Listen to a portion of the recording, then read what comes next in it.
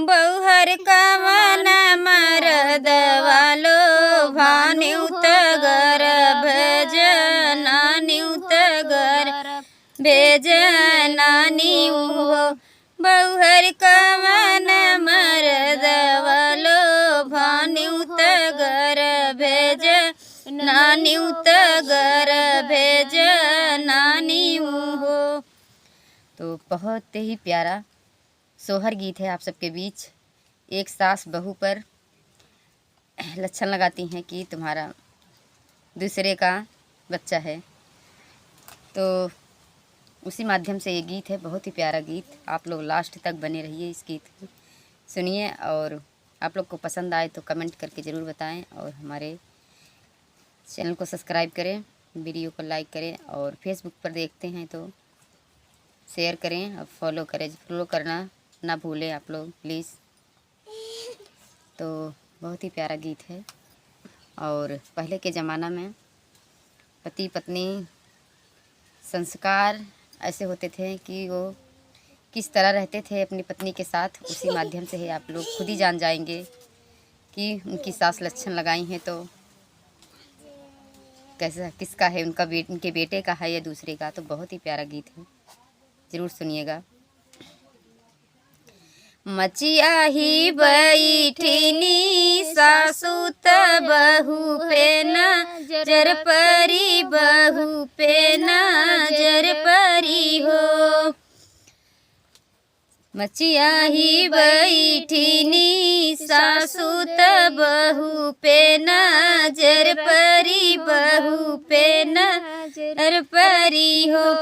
बहू कवन मरदवा लोभान्युत गर्भ जनान्युत गर्भ जनानी हो। इतनी बचन सुनई बहुत नयन ललित भये, नयन ललित भये हो। सासु काऊ तुहिनी हमका कहियू कहत नाल जान्यू कहत नाल जान्यू कहत नाही सोचिबू हो।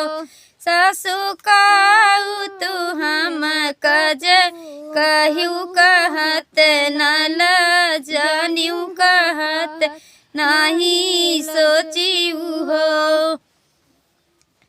मोर पीछवरा लोहरा एक भैया, लोहरा एक भैया न हो।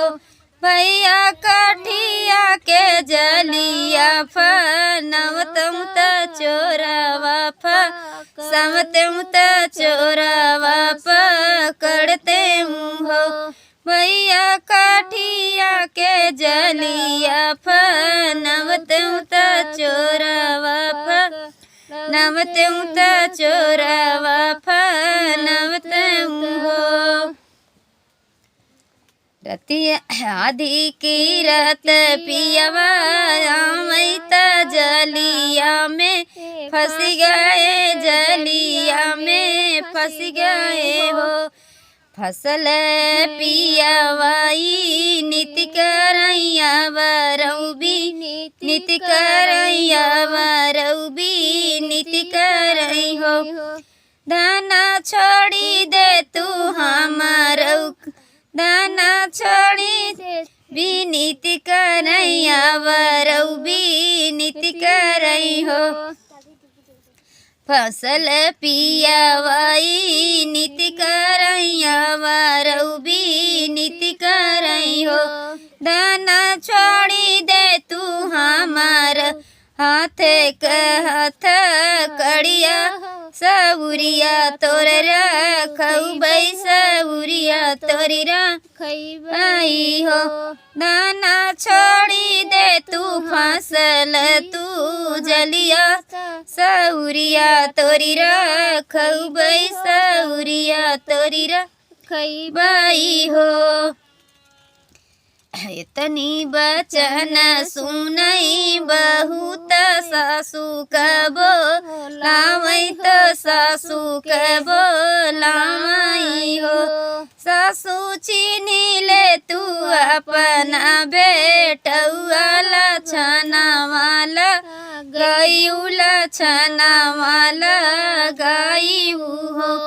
सासू चिन्ही ले तू अपना बेटौआ लछनवा गयू लछनवा गयू हो। छोड़ दीही ससल पियवा हंसत घर गवई घसत घर में बैठाई हो। इतना जसू देखाई पियवा तो नाए नाल लित भाए नाए नाल लित भाए हो। दाना कइले बई दूसर बियाहवा महिला जवायु माई कदे खायु माई कदे खायु। दाना कइले बई दूसर बियाहवा हम कदे खायु माई से लजवाई हो।